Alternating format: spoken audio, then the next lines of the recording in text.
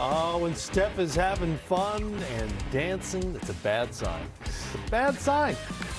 Good sign if you're a Warriors fan. They take game one tonight, 112-87. That brings us to Playoff Central Live, presented by AT&T 5G. The Hall of Famer Dominique Wilkins with us all night long. Greg Anthony, I'm Matt Weiner. Good to have you with us.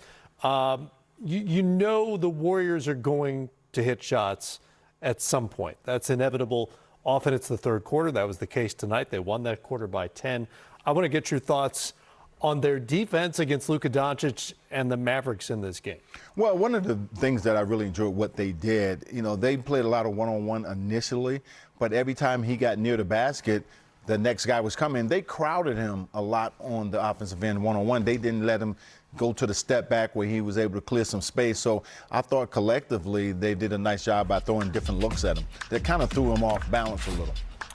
Andrew Wiggins got the primary assignment guarding Luka Doncic just as he did during the regular season. What did you make of the work he did? Listen, I thought he was the most valuable player on the floor for Golden State. Steph was terrific as well, but I just felt like Wiggins accepted the challenge. It was almost as if they challenged him, the coaching staff, prior to this game, to not let Luka do to them what he has done to everybody else. And he accepted that challenge. And I also thought he was aggressive offensively. That wasn't. He took the most shots of anybody on the Warriors team tonight. And to me, that gave everybody confidence. Because, you go into a game like that when you play with great players. I'm sure your teammates felt this way.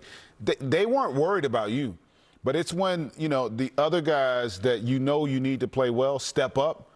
That really kind of lifts everybody's confidence and momentum. The great thing is what they did too with Luka. He's going to get shots. He's going to get his shot off. But if you can make him uncomfortable with some of them shots and crowd him a little more, and you saw that particularly in the second half, and it started with, like you said, Wiggins and everybody kind of followed suit. So it made offensively him struggle a lot in the second half. By his standards, he didn't even take that many shots. He was 6 of 18 in this game, finished with only 20 points. 7 boards, 4 assists, but turned it over 7 times. 7 of the 12 for Dallas in this game.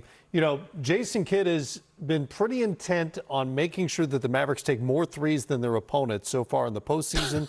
They did that with Utah. Utah is a three-heavy team. Yeah. They still outshot them from 3.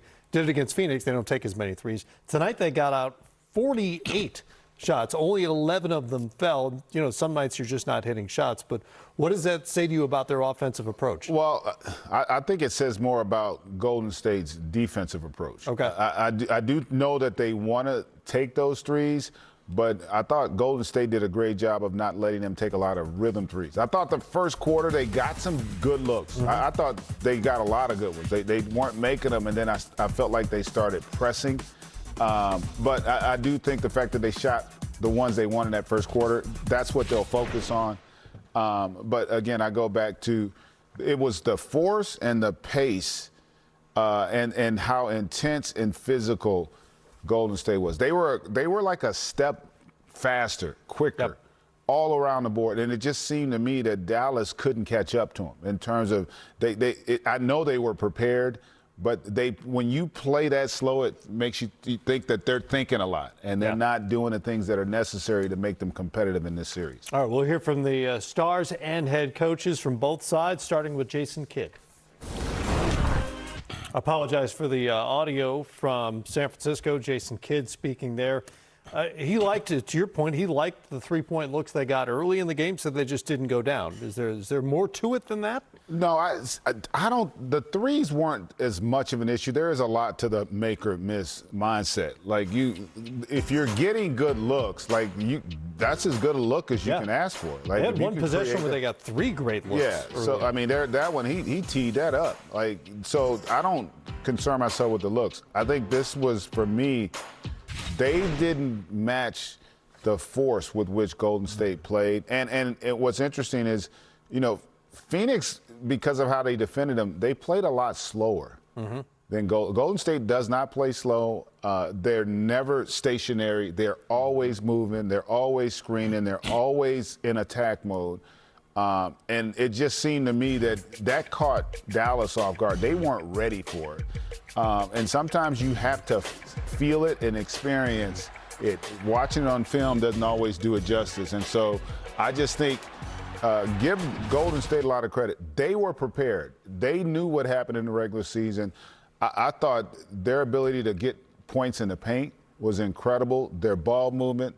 They had a ton of assists in this game. I think they had 24 assists. They played a great game. Like that, and they've had some other really good games this postseason. But for me, that was the best game they played because of how dominant they were defensively. Even though Dallas didn't make shots that first quarter, right? They dominated that game defensively. And Golden State out-rebounded them by 18. Another more evidence of the physical force you were talking about. I want to ask you, the adjustment that Greg was talking about, and Stan Van Gundy mentioned it as well. It is difficult to prepare for the Warriors and that ball player movement because very few teams play that way. So in a game one scenario, how long until you sort of catch up mentally and physically to what they're doing? You know what Golden State does? They test your will because they like to run the ball up and down the floor. And, you know, Greg, you notice when you got a team that like to run like that, it can tend to wear you down. Yeah. And so even though they had a lot of open looks and it really spurred off of what Luka does because they've so many different defensive looks, now you got open shots. You got to make them open shots. But if your legs are a little tired chasing guys like Poole, Thompson, and Clay, and I mean, all those guys like to move without the ball. So it can pay a huge toll on you. So now they got to go back and look at this game. Okay, now how can we slow them down? Well, that's the big question. How do you slow Golden State down? But you got to make them uncomfortable on the other end. You got to make them play defense by moving the ball just a little quicker. Make shots. That'll help slow them down a little bit. And the Mavericks played at the slowest pace in the entire NBA this season, especially with Luka massaging the ball out front. That's the way they like to play. So there is an adjustment. And Phoenix doesn't play very fast. No. So going from the Suns, very different offense, and that slower pace to this Golden State, that can be a little bit of a shock. And even though they'd had success against Golden State in the regular season, that's not playoff Golden State, where the physicality and the intensity is ratcheted up. And they're going to have to raise their level. That's how it works in the postseason.